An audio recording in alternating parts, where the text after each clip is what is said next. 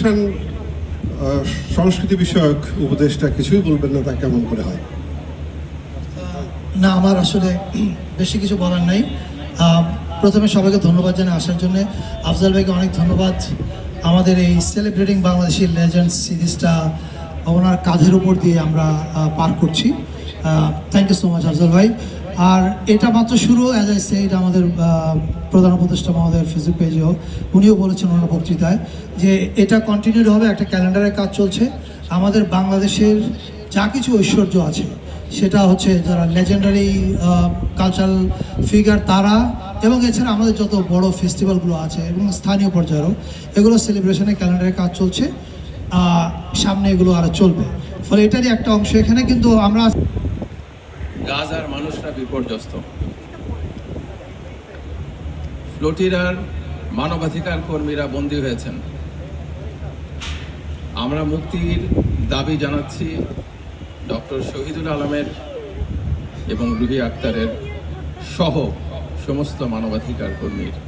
স্পৃহা হচ্ছে অদম্য। আপনি যদি দেখেন যে কি পরিমাণ শক্তিধর পক্ষগুলোর বিরুদ্ধে তারা দাঁড়িয়ে আছে এবং তারা অসত্যের মুখোমুখি হচ্ছে প্রবল চেতনা এবং সত্যকে ধারণ করে। আমরা অবশ্যই তাদের মুক্তি চাই। প্যালেস্টাইনের মানুষেরা অনেক সাহসী, অনেক সাহসী। আমরা অবশ্যই আশাবাদী যে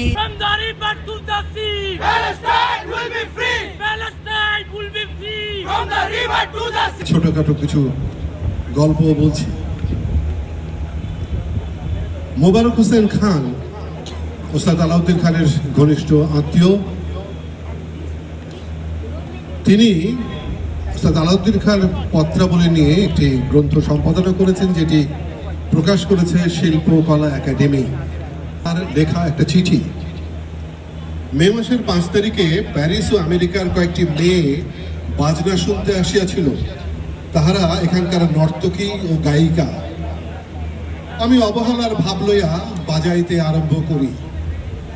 এক সময় চাহিয়া দেখি সকলের চোখ হইতে জল পড়িতেছে।